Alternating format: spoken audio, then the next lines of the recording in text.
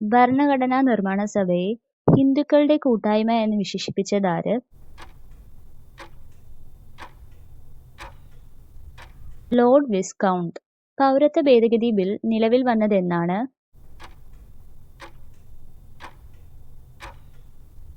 10 January 2020. Indian ഭരണഘടനയിൽ ഒപ്പുവെച്ച അംഗങ്ങൾ എത്രയാണ്?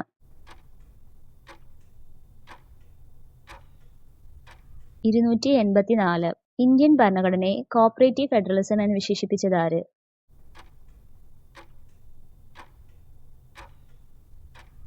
ഗ്രാൻവില്ലെ ഓസ്റ്റിൻ. സർവ്വവിദ്യാധി രാജ എന്നറിയപ്പെടുന്ന സാമൂഹിക പരിഷ്കർത്താവ് ആര്?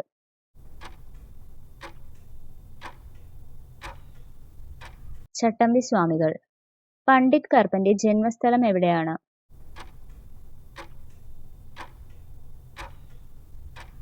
ചേരാനെല്ലൂർ. ശ്രീനാരായണ ഗുരുവിനെ രണ്ടാം ബുദ്ധൻ എന്ന് വിശേഷിപ്പിച്ചതാര്?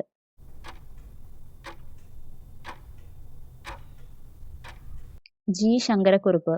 കാലത്തിന്റെ സാക്ഷി ആരുടെ കൃതിയാണ്?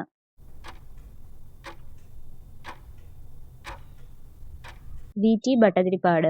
ഒറ്റക്കൊമ്പൻ കാണ്ടാമൃഗങ്ങൾ ഏറ്റവും കൂടുതലായി കാണപ്പെടുന്ന ഇന്ത്യയിലെ ദേശീയോദ്യാനം?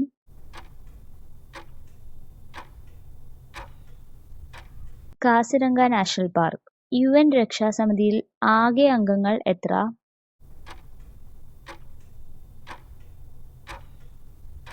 15.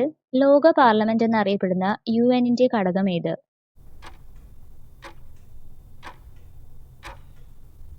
പൊതുസഭ. ഐക്യരാഷ്ട്രസഭയുടെ ഏറ്റവും പ്രധാന ഘടകം ഏതാണ്?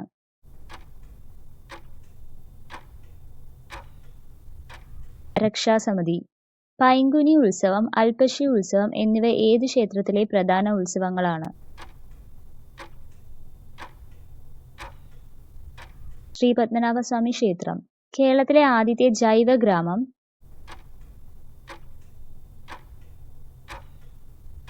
ഉടുമ്പന്നൂർ. പ്രിസൺ 5990 ആരുടെ ആത്മകഥയാണ്?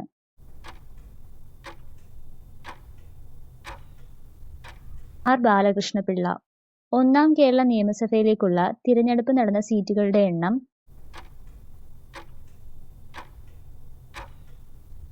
126. കേരളത്തിലെ സ്വകാര്യ മേഖലയിലെ ഏറ്റവും വലിയ ജലവൈദ്യുതി പദ്ധതി?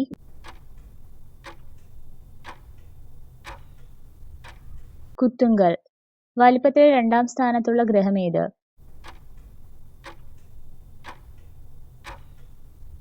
ശനി. സായാഹ്ന നക്ഷത്രം, പ്രഭാത നക്ഷത്രം എന്നറിയപ്പെടുന്ന ഗ്രഹം?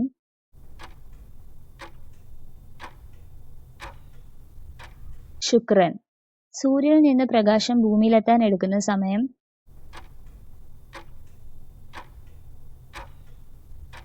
8 മിനിറ്റ് 20 സെക്കൻഡ്.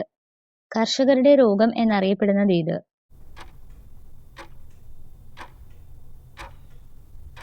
എലിപ്പനി. ഹരിത വിപ്ലവത്തിന്റെ ആദ്യഘട്ടം നടന്ന വർഷം?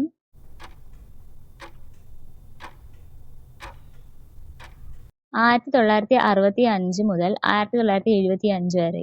വോളിബോൾ കളിയിൽ ഒരു ടീമിലെ കളിക്കാരുടെ എണ്ണം എത്ര?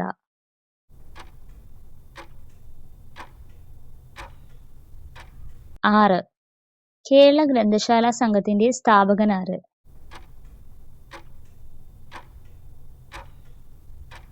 PN പണിക്കർ. ലഡാക്കിനെയും സിയാച്ചിനെയും തമ്മിൽ ബന്ധിപ്പിക്കുന്ന ചുരം?